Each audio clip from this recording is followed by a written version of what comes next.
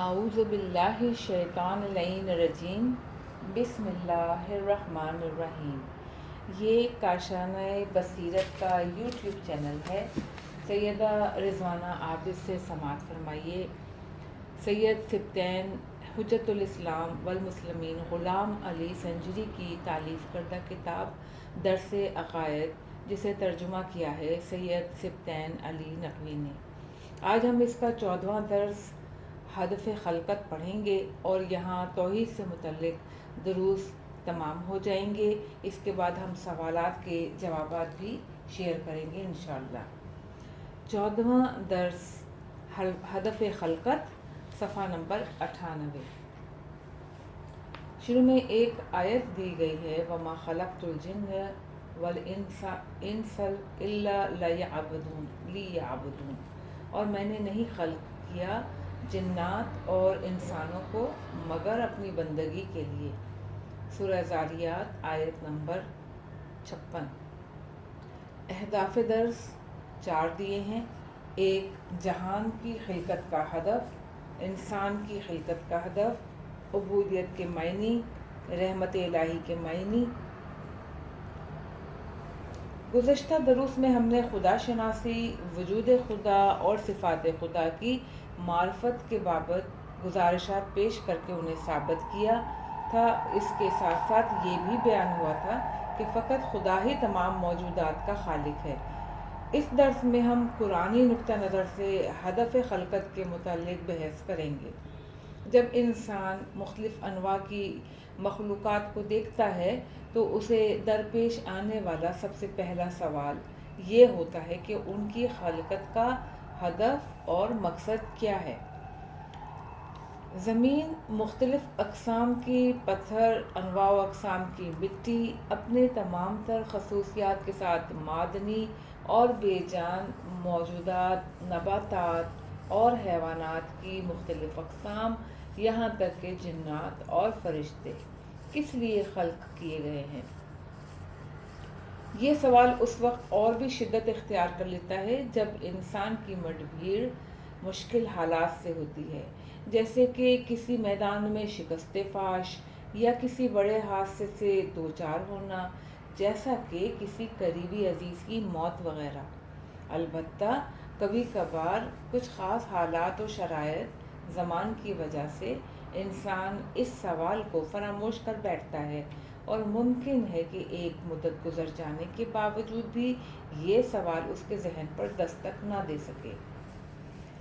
اس سوال کا جواب ایک جملے میں، جو کہ جامع بھی ہو اور مختصر بھی، یوں دیا جا سکتا ہے کہ انسان کی خلقت کا ہدف کمال تک پہنچنا ہے۔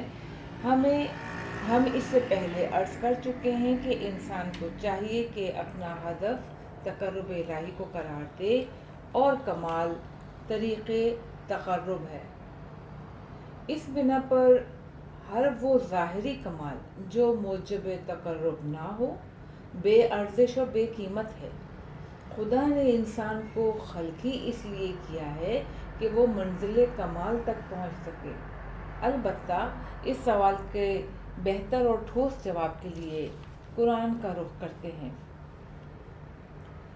آیات میں اس مطلب کی جانب اشارہ کیا گیا ہے کہ خدا نے تمام موجودات کو انسان کے لیے خلق کیا ہے اور انہیں انسان کی خدمت اور اختیار میں قرار دیا ہے۔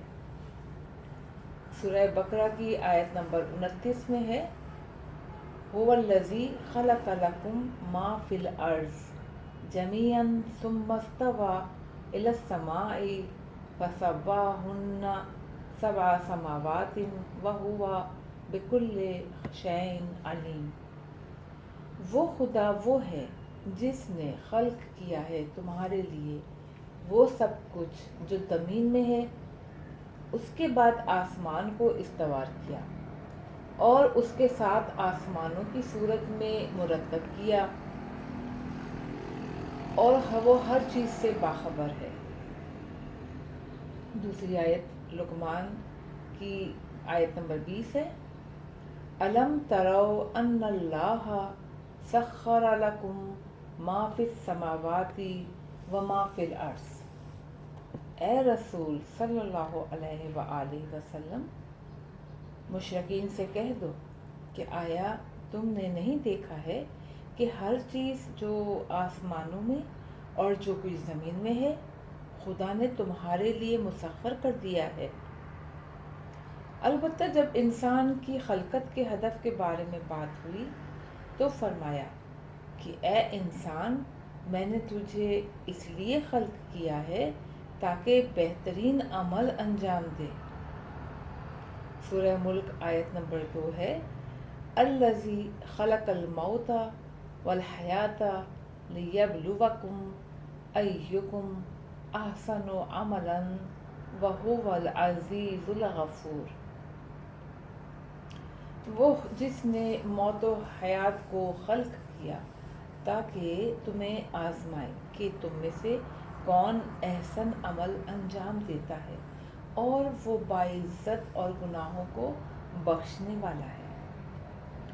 اس کے علاوہ سورہ مبارک ہود کی آیت نمبر 7 میں بھی آسمان و زمین کی خلقت کا ہدف یہی قرار دیا ہے کہ انسان احسن عمل انجام دے۔ اگر ہمارا ہدف خلقت یہ ہے تو ہمارے لیے یہ جاننا ضروری ہے کہ احسن عمل کیا ہے تاکہ اسے انجام دے سکیں۔ احسن عمل وہ عمل ہے جس سے قرب حاصل ہوتا ہے۔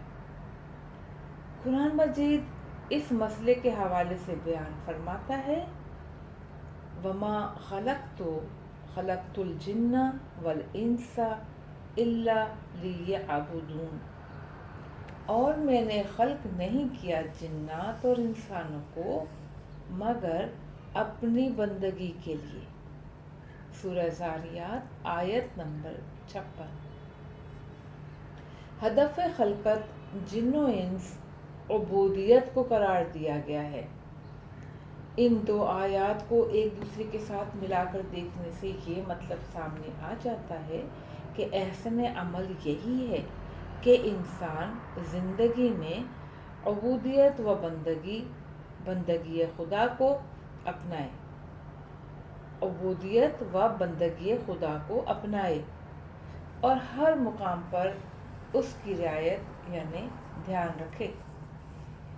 یہ نقطہ ذہن میں رہے کہ عبادت اور عبودیت میں فرق ہے۔ عبادت عبودیت کے مصادیق میں سے ایک مصداق ہے، جبکہ عبودیت کا مفہوم اس سے کہیں زیادہ وسیع تر ہے۔ ہو سکتا ہے کہ یہاں کوئی یہ سوال کرے کہ کیا خدا ہماری عبادت کا نیاز مند ہے جو اس نے ہمیں اس مقصد کی خاطر پیدا کیا؟ خدا تمام صفات کمال کا جامع اور ہر قسم کے نقص و محدودیت سے دور ہے۔ اس کی جملہ صفات کمال میں سے ایک صرف بے نیازی مطلق ہے۔ سورہ عنکبوت کی آیت نمبر 6 میں ہے، ان اللہ لغنی عن العالمین، بے شک خدا تمام عالمین سے بے نیاز ہے۔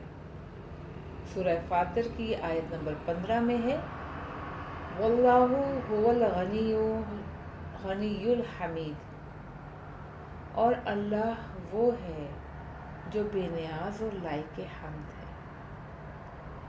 بنابراین خدا کو ہماری عبودیت و بندگی کی ضرورت و نیاز مندی نہیں، اور نہ ہی اسے ان سے کوئی فائدہ و نقصان پہنچتا ہے۔ عقل بھی اسی مطلب کی تائید کرتی ہے۔ چونکہ خدا واجب الوجود ہے، اس لیے اس کی ذات میں کسی قسم کی ضرورت اور نیاز مندی کو راہ نہیں۔ نیاز مندی یا نقص کے پائے جانے کا مطلب معلول ہونا ہے، اور چونکہ خدا معلول نہیں ہے اس لیے خدا نہ خلق کرنے کا نیاز مند ہے، نہ اس سے کوئی فائدہ پہنچتا ہے۔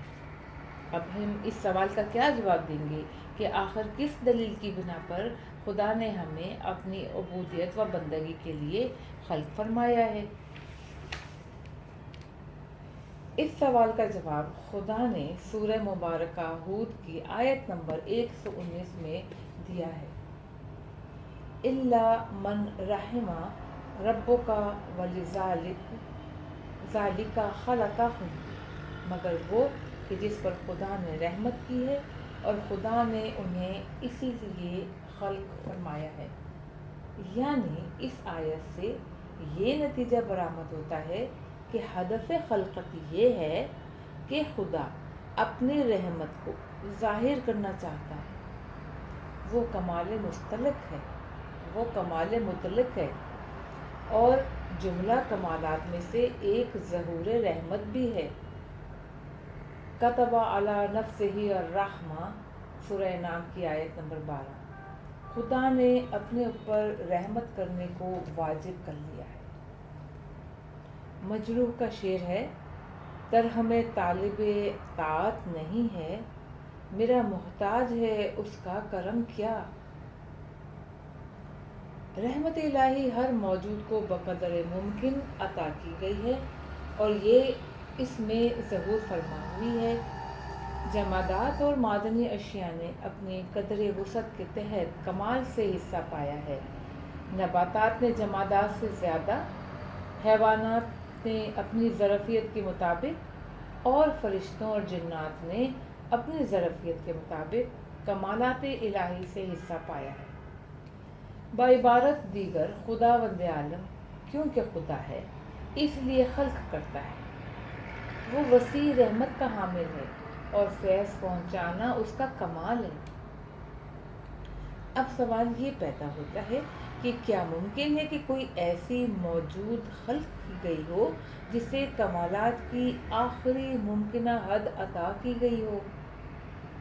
اس سوال کی علت یہ ہے کہ کیونکہ خدا کی ذات میں بخل اور کنجوسی نہیں ہے، بنابراین جو کوئی بھی جتنی سکت و ظرفیت رکھتا ہے اسے رحمت الہی کو اپنی ذات میں ظہور عطا کرنے کی اتنی ہی قوت رکھنی چاہیے، اور ہم یہ جانتے ہیں کہ خدا نے اپنے اوپر رحمت کو واجب قرار دیا ہے۔ اس کا جواب یہ ہے کہ انسان ایسی موجود ہے جو عبودیت کے ذریعے سے رحمت کے دروازوں کو اپنے اوپر کھول سکتا ہے اور خدا کی رحمت بے کرام کا حقدار قرار پا سکتا ہے۔ جتنی زیادہ کوشش کرے گا اتنی ہی رحمت و کمالات الہیہ اس کو عطا کی جائیں گی۔ انسان کی خلقت باقی مخلوقات کے مقابلے میں بہترین خلقت ہے۔ وَلَقَدْ خَلَقْنَا الْإِنسَانَ فِي أَحْسَنِ تَقْوِيمٍ، اور بے شک ہم نے انسان کو بہترین انداز میں خلق کیا ہے۔ خدا نے انسان کے سر پر کرمنا کا تاج رکھا ہے۔ وَلَقَدْ كَرَّمْنَا بَنِي آدم، اور بے شک ہم نے بنی آدم کو کرامت سے سرفراز کیا ہے۔ خدا نے فقط انسان کی تخلیق کے بعد خود کو مبارکباد پیش کی ہے۔ فَتَبَارَكَ اللَّهُ أَحْسَنُ الْخَالِقِينَ، بس خدا بہترین پیدا کرنے والا ہے، اور خدا نے انسان کو باقی تمام مخلوقات پر فوقیت و برتری عطا کی ہے۔ وَفَضَّلْنَاهُمْ عَلَى كَثِيرٍ مِّمَّنْ خَلَقْنَا تَفْضِيلًا، اور ہم نے برتری دی ہے ان کو بہت سی مخلوقات پر۔ البتہ یہ بات ذہن میں رہے کہ ہر انسان کو فضیلت نہیں دی گئی، بلکہ ان میں سے بہت سے اولئک کالنعام بل ہم اضل، جانوروں سے بھی بدتر ہیں کہ مصداق ہیں۔ لہٰذا یہاں اسی انسان کی بات ہو رہی ہے جس نے عبودیت الہی کے ذریعے اپنی انسانیت کو محفوظ رکھا اور زمین میں خدا کا خلیفہ قرار پا کر انسان کامل کی صورت میں ظاہر ہوا۔ اس بنا پر خدا جب تک ہے اپنی رحمت و کمالات کو ظہور بخشتا رہے گا، اور رحمت الہی کا مکمل ظہور نہ صرف انسان کامل کی خلقت سے ہی ہو سکتا ہے۔ اس بیان سے بعض آیات کے معنی روشن ہو جاتے ہیں جن میں خدا انسان کامل سے خطاب فرما رہا ہے۔ مثلاً حضرت موسیٰ علیہ السلام سے فرمایا کہ میں نے تجھے اپنے لیے خلق کیا، اصطنعتک لنفسی، میں نے تجھے اپنے لیے خالص کیا ہے. سورہ طٰہٰ آیت نمبر 41. اور دعائے ندبہ میں آیا ہے کہ تو ایسے اولیاء رکھتا ہے جنہیں تو نے اپنے اور اپنے دین کے لیے خالص کیا. اولیاء کالذین استخلصتہم لنفسک ودینک. یہ ہے خدا کا ہدف خلقت، اور اس جہان میں کوئی چیز ایسی نہیں جو اس ہدف خلقت یعنی کمالات و رحمت کاملہ الہیہ کے ظہور کی راہ میں رکاوٹ بن سکے. بنابراین اگر کوئی اپنے آپ کو خدا کی بندگی کی راہ کا سالک قرار دے گا تو اس کی ذات میں کمالات و رحمت الہیہ کا ظہور ہوگا، اور جو کوئی بھی خود کو خدا کی بندگی سے دور رکھے گا تو وہ اپنے آپ کو ہی محروم رکھے گا اور کبھی بھی نور الہی کو خاموش نہیں کر سکے گا، کیونکہ اس عالم میں باقی رہنے والی حقیقت بس خدا ہے، اور اس کے علاوہ باقی سب کو فنا ہے. وَإِن تَتَوَلَّوْا يَسْتَبْدِلْ قَوْمًا غَيْرَكُمْ ثُمَّ لَا يَكُونُوا أَمْثَالَكُمْ. اور اگر تم لوگوں نے ایمان اور انفاق فی سبیل اللہ سے روح گردانی کی تو خدا تمہاری جگہ پر اور لوگوں کو لے آئے گا جو تمہاری طرح نہیں ہوں گے. سورہ محمد آیت نمبر 38. إِلَّا تَنْفِرُوا وَيُعَذِّبْكُمْ عَذَابًا أَلِيمًا وَيَسْتَبْدِلْ قَوْمًا غَيْرَكُمْ وَلَا تَضُرُّوهُ شَيْئًا وَاللَّهُ عَلَى كُلِّ شَيْءٍ قَدِيرٌ. اگر تم جہاد کے لیے نہیں نکلے تو خدا تمہیں بدترین عذاب میں مبتلا کرے گا اور تمہاری جگہ دوسرے لوگوں کو لے آئے گا، اس حال میں کہ انہیں کوئی چیز ضرر نہیں پہنچا سکے گی، اور اللہ ہر شے پر قادر ہے. سورہ توبہ آیت نمبر 39. بس ہدف خلقت کے بارے میں ہم کہہ سکتے ہیں کہ یہ جہان انسان کے لیے اور انسان کمال اور قرب الہی کے لیے خلق کیا گیا ہے، اور قرب الہی کا راستہ عبودیت ہے. نیز اس عبودیت کا فائدہ بھی انسان کو ہی پہنچتا ہے، نہ کہ اس خدا کو جو بے نیاز ہے، اور جبکہ رحمت خدا کا لازمہ ہے اور رحمت الہی ہر موجود کے لیے اپنے کمال تک پہنچنے کا ذریعہ ہے، بس رحمت الہی ایک ایسی خلق کی خلقت کا باعث بنی جس کا نام انسان ہے، جس میں یہ قوت ہے کہ خدا کے اسماء و صفات کا مظہر بن سکے.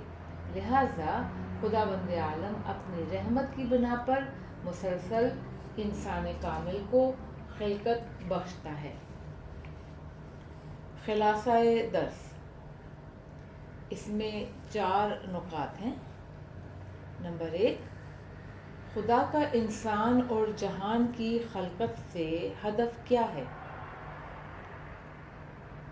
قطعی طور پر خدا کا انسان اور جہان کی خلقت سے ہدف اس کا اپنا فائدہ نہیں، کیونکہ وہ کمال مطلق ہے، اور جو کمال ہو وہ کسی چیز کا نیاز مند نہیں ہوتا کہ خلقت یا کسی بھی دوسرے کام کا فائدہ اس تک پہنچے، بلکہ انسان اور جہان کی خلقت کا ہدف اور فائدہ اصل میں خود انسان کی طرف ہی پلٹتا ہے.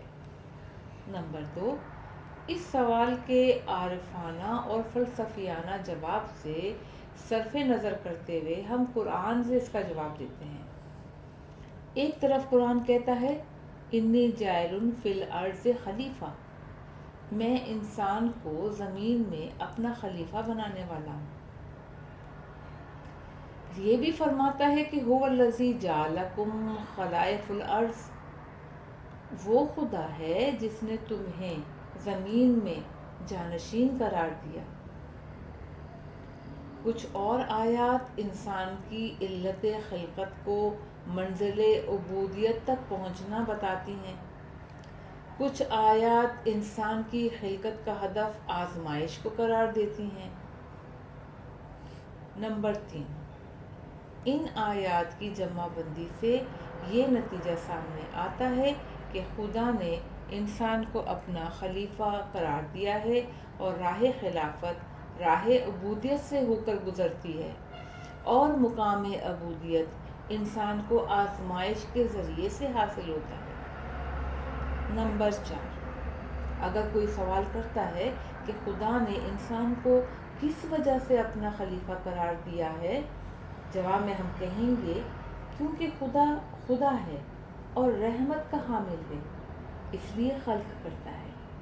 بعبارت دیگر اپنی رحمت کو خلق کرنے کے عمل میں ظاہر کرتا ہے، اور یہ انسان ہی ہے جو یہ صلاحیت رکھتا ہے کہ کامل طور پر مظہر تجلی الہی بن سکے۔ اس وجہ سے خدا نے انسان کامل جو خدا کے اوصاف کا مظہر تام کامل کو خلق کیا ہے۔ سوالات۔ سوال نمبر 1 ہے کہ انسان کی خلقت کے مراحل بیان کیجیے۔ میں اپنی طرف سے جواب دے رہی ہوں، مگر آپ اپنا اندازہ اپنی تحقیقات کے حساب سے آپ اس کو بدل سکتے ہیں، آپ اس میں اضافہ کر سکتے ہیں۔ آیت ہے سورہ مبارک ہود کی، آیت نمبر 119 میں ہے کہ الا من رحم ربک ولذالک خلقہم، مگر وہ کہ جس پر خدا نے رحمت کی ہے اور خدا نے انہیں اسی لیے خلق فرمایا ہے۔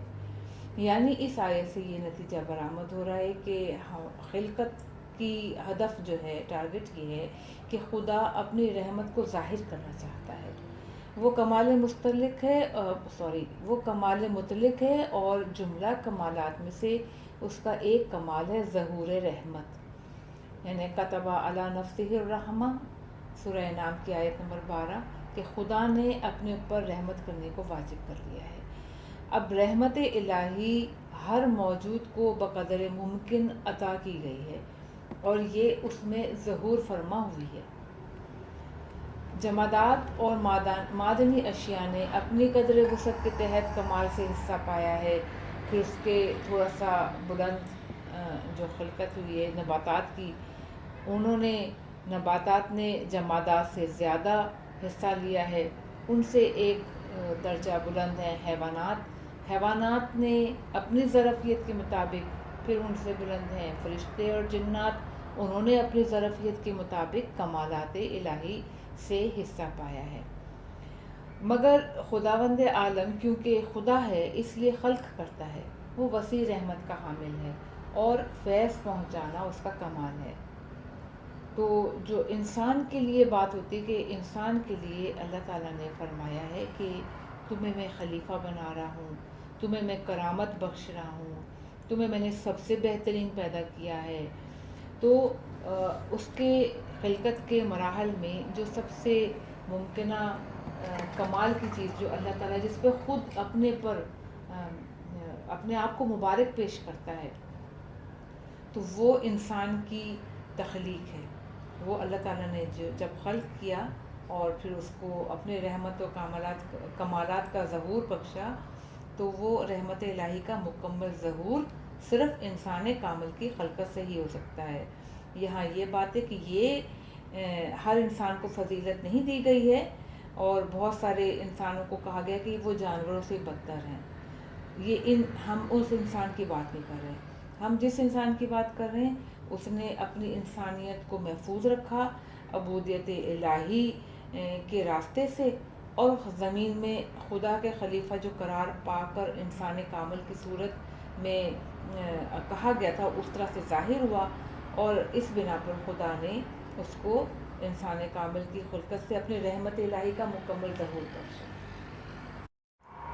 حضرت موسیٰ یعنی انسان کامل سے خدا نے فرمایا کہ تجھے میں نے اپنے لیے خلق کیا، تجھے میں نے اپنے لیے خالص کیا، اور یہ ہے خدا کا ہدف خلقت کہ तमाम जहान इंसान के लिए खल्क हुआ और खिलकत में इंसान कामिल बन सकता है और वो अल्लाह ताला ने अपने लिए इंसान को खल्क किया ताकि वो एहसन अमल और उबूदियत के रास्ते कामिल तरीन सिफ़ात इलाही में से हिस्सा ले सके।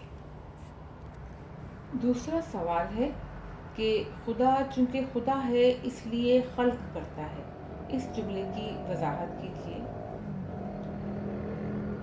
खुदा खुदा है और रहमत का हामिल है, इसलिए खल्क करता है। अपनी रहमत को खल्क करने के अमल में ज़ाहिर करता है। ये इंसान ही है जो ये सलाहियत रखता है कि कामिल तौर पर मज़हर तजल्ली इलाही बन सके। इसी वजह से खुदा ने इंसान कामिल को, जो कि खुदा के औसाफ मज़हर ताम यानी कामिल है, को खल्क किया है। और खुदा ने ये भी फरमाया है कि अगर तुम अपने इस मकसद में पूरा अपने आप को नहीं ज़ाहिर कर सकोगे, यानी जो कोई भी ख़ुद को खुदा की बंदगी से दूर रखेगा तो वो अपने आप को ही महरूम रखेगा। वो अल्लाह ताला तो बेनियाज है और उसने फरमाया है कि अगर तुम लोगों ने ईमान और इन्फाक फ़ी सबीलिल्लाह से रूगर्दानी की तो खुदा तुम्हारी जगह और लोगों को ले आएगा, यानी खल्क फरमा देगा जो तुम्हारी तरह नहीं होंगे। इस तरह से सवाल नंबर 3 है, अगर खुदा तमाम चीज़ों से गनी व बेनियाज है तो फिर उसने इंसान को खल्क क्यों किया है? ये सवाल हदफ खल्कत इस पूरे चैप्टर में यही चीज़ है, क्योंकि खुदा तो गनी है, वो बेनियाज है, उसको इस बात की ज़रूरत नहीं, लेकिन उसकी रहमत इलाही इस बात की मतकाज़ी है कि वो ऐसी मखलूक को खल्क करे जो तमाम आजमाइशों के साथ अपना आजमाइशों से गुज़रे और अपनी मंजिल अबूदियत तक पहुँचे, अपनी बंदगी के ज़रिए खुदा का तक़र्रुब हासिल करे, अपने एहसन अमल से खुदा के नज़दीक तरीन मुकाम पाए और अल्लाह ताला अपनी रहमत को उसके ऊपर जितनी वो ज़रफ़ियत दिखाएगा उतना उससे ज़्यादा अपनी रहमत से उसके अंदर वो औसाफ, वो नूर उसके अंदर वदियत करता जाएगा, उसमें इजाफ़ा फरमाता जाएगा, यहाँ तक कि वो इंसान कामिल बन जाएगा। और ये इंसान की अपनी ज़रफ़ियत है, जितनी वो मेहनत करेगा उतना वो खुदा से करीब तरीन होगा और खुदा का महबूब तरीन होगा।